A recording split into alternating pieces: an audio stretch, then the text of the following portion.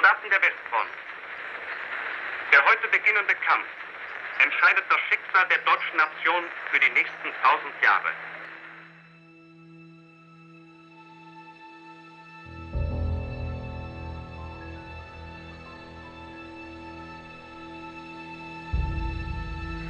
Tut jetzt eure Pflicht.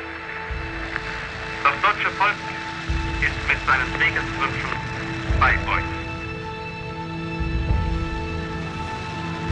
The Netherlands, that small, neutral country by the North Sea, is suddenly at war with its much stronger neighbour. As another surprise, the German troops literally come falling from the skies. The bridges at Zwijndrecht and Moerdijk are very important targets for the German paratroopers.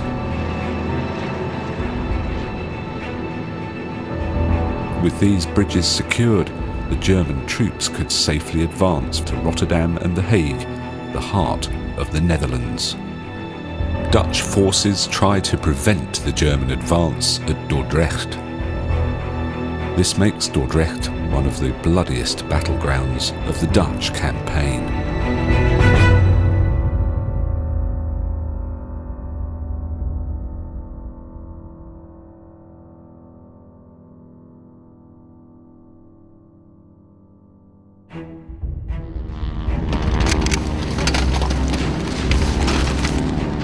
Early in the morning of the 10th of May, a company of paratroopers land in the fields along the Crispina Road. Their mission is to quickly secure the Zwijndrecht Bridge.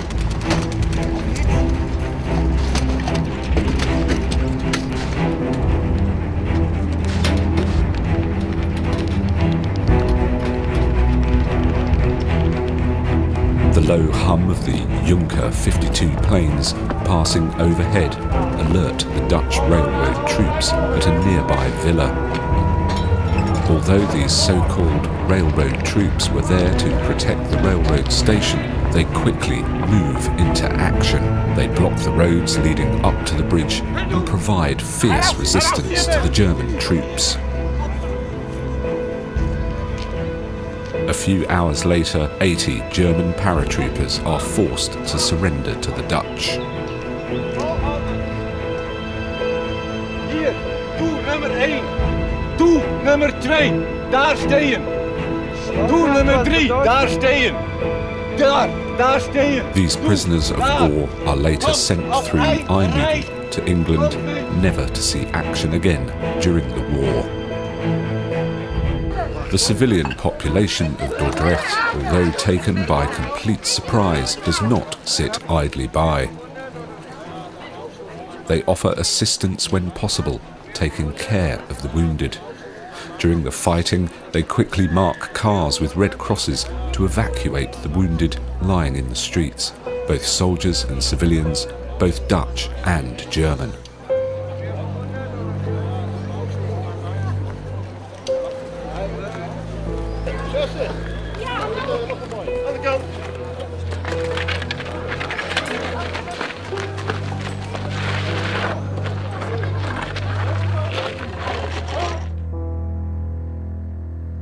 On the outskirts of Dordrecht is the villa Amstelwijk. It is used as the local Dutch headquarters. There are a few pillboxes constructed here to provide some protection against artillery fire. On the 10th of May, Amstelwijk is ordered to a state of alert when the German paratroopers land at the second toll. There is just one Dutch machine gun that is put to use at the pillbox.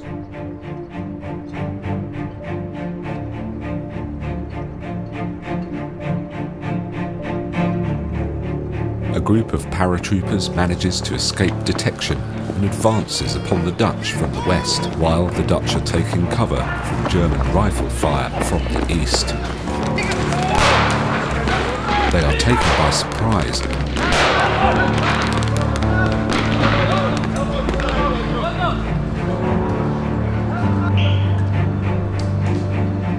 The pillbox is completely overrun.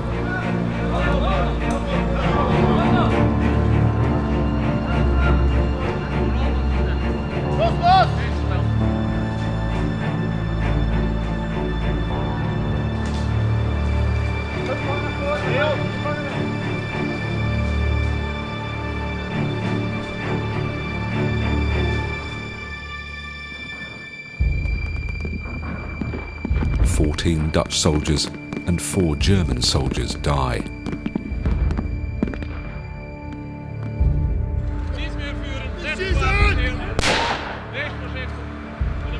The Dutch commanding officer, Major Van Hoek, is forced at gunpoint to order his men that are still defending the villa to surrender. Behind a human shield of Dutch prisoners, the German paratroopers approach the villa. The remaining Dutch forces surrender.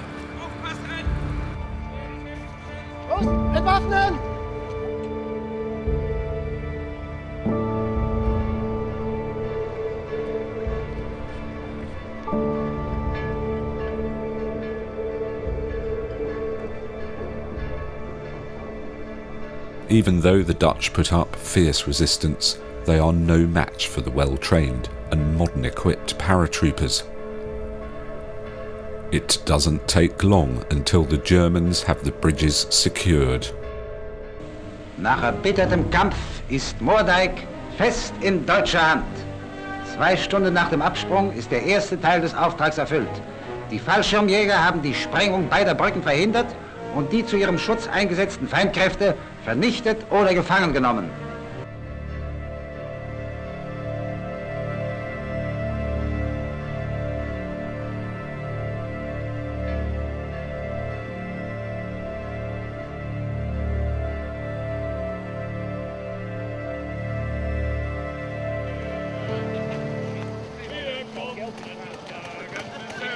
And to make sure that the Dutch would not retake the bridges, the German general Kurt Student ordered over 500 men to Dordrecht from Rotterdam on the 12th of May.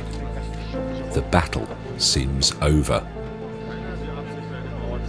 The following evening, the island of Dordrecht is abandoned by the last Dutch forces after the Germans occupied most of the town earlier that day.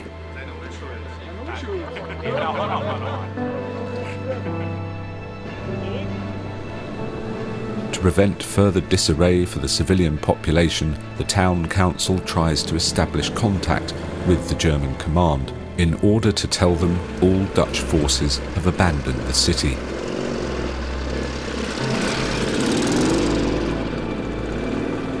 As a sign of their surrender, a white flag is flown from the main church.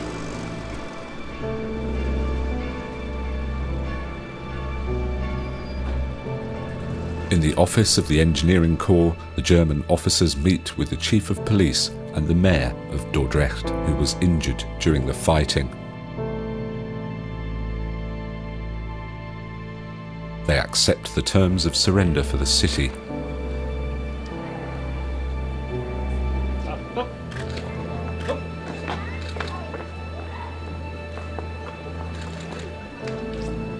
Now the German troops can safely enter Dordrecht. The battle is over. The occupation begins.